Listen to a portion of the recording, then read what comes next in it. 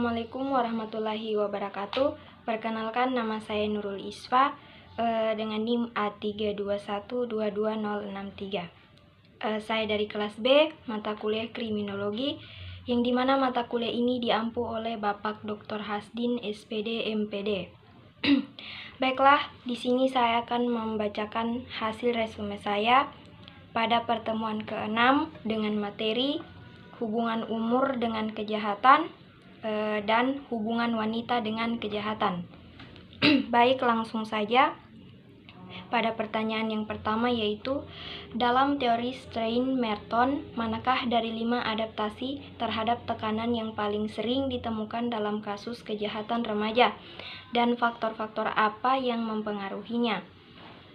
Dalam teori Stein-Robert K. Merton, adaptasi yang paling sering ditemukan dalam kasus kejahatan remaja adalah inovasi. Adaptasi ini terjadi ketika individu menerima tujuan sosial yang diinginkan, seperti kesuksesan ekonomi, tetapi tidak memiliki akses yang sah untuk mencapainya. Akibatnya, mereka mencari cara-cara alternatif, termasuk tindakan kriminal, untuk mencapai tujuan tersebut. Kejahatan remaja yang berhubungan dengan inovasi seringkali dipicu oleh faktor-faktor seperti kemiskinan, ketimpangan sosial, kurangnya akses pendidikan yang memadai, serta tekanan dari lingkungan sekitar. Selain itu, pengaruh kelompok sebaya yang sudah terlibat dalam tindakan kriminal juga dapat memperkuat kecenderungan remaja untuk melakukan adaptasi inovatif ini. Dalam banyak kasus, perasaan frustasi karena keterbatasan peluang yang tersedia mendorong mereka untuk mencari jalan pintas, termasuk mencuri, merampok, atau terlibat dalam perdagangan ilegal. Oleh karena itu, memahami faktor-faktor yang mempengaruhi adaptasi inovasi ini sangat penting dalam upaya pencegahan dan penanganan kejahatan remaja. Pertanyaan yang kedua, yaitu mengapa pada umur remaja tingkat kejahatan meningkat? Tingkat kejahatan meningkat pada usia remaja karena faktor biologis, psikologis, dan sosial.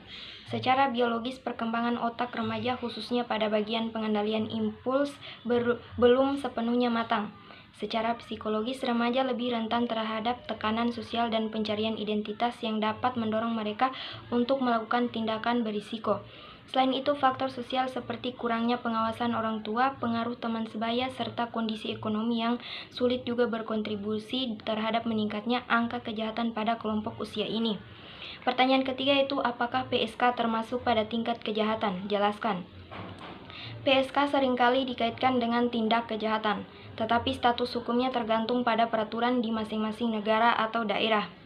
Di Indonesia, tidak ada undang-undang yang secara eksplisit mengkriminalkan pekerja itu sendiri, tetapi praktik prostitusi dilarang berdasarkan berbagai peraturan seperti KUHP pasal 296 dan 506 yang mengatur tentang perantara atau mucikari yang memfasilitasi prostitusi. Selain itu, di beberapa daerah yang menerapkan peraturan daerah mengenai ketertiban umum, kegiatan prostitusi bisa dianggap sebagai pelanggaran hukum. Namun dalam perspektif kriminologi, prostitusi sering dikategorikan sebagai kejahatan tanpa korban atau victimless crime karena melibatkan kesepakatan antara orang dewasa tanpa unsur paksaan. Meski begitu, dampaknya terhadap sosial dan moral masyarakat membuat praktik ini tetap menjadi isu yang kontroversial dalam hukum dan etika. Dalam pertanyaan yang keempat, dalam kasus di mana wanita menjadi pelaku kejahatan, sejauh mana pengalaman trauma masa lalu mempengaruhi tindakan kriminal mereka, dan bagaimana pendekatan rehabilitasi yang dapat diterapkan? Dalam kasus di mana wanita menjadi pelaku kejahatan, pengalaman trauma masa lalu memiliki pengaruh besar terhadap tindakan kriminal mereka. Kekerasan dalam rumah tangga, pelecehan seksual, atau pengabaian sejak kecil dapat menyebabkan gangguan emosional yang berujung pada tindakan kriminal sebagai mekanisme bertahan hidup atau sebagai bentuk perlawanan. Pendekatan rehabilitasi yang efektif bagi perempuan pelaku kejahatan mencakup terapi psikologis, program reintegrasi sosial, serta pendidikan dan pelatihan keterampilan kerja untuk membantu mereka kembali ke masyarakat secara sehat dan produktif. Pertanyaan kelima, yaitu Sejauh mana kebijakan pemidanaan berbeda antara remaja dan orang dewasa dalam sistem peradilan pidana dan bagaimana hal ini mempengaruhi tingkat kejahatan berdasarkan umur.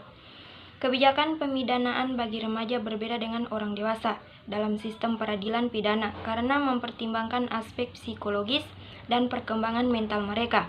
Remaja lebih diarahkan pada rehabilitasi dan pembinaan dibandingkan hukuman penjara yang ketat. Sistem ini bertujuan untuk memberikan kesempatan bagi remaja untuk memperbaiki diri dan mencegah mereka masuk lebih dalam ke dunia kriminal. Namun, dalam beberapa kasus kejahatan berat seperti pembunuhan atau kekerasan ekstrim, remaja dapat diperlakukan hampir setara dengan orang dewasa dalam proses hukum. Perbedaan pendekatan ini berpengaruh terhadap tingkat kejahatan di mana remaja yang mendapatkan rehabilitasi lebih mungkin untuk kembali ke masyarakat tanpa mengulangi tindakan kriminalnya. Pertanyaan terakhir yaitu, apa yang menyebabkan perempuan dianggap inferior dalam masyarakat patriarkis? Nah, perempuan dianggap inferior dalam masyarakat patriarkis karena sistem sosial yang menempatkan laki-laki sebagai pusat kekuasaan dan perempuan sebagai pihak yang lebih lemah. Faktor historis, budaya, dan agama seringkali memperkuat stereotip bahwa perempuan harus tunduk kepada laki-laki dan memiliki peran yang terbatas dalam ranah publik. Diskriminasi gender ini tercermin dalam akses yang tidak setara terhadap pendidikan, pekerjaan, serta partisipasi dalam politik dan pengambilan keputusan.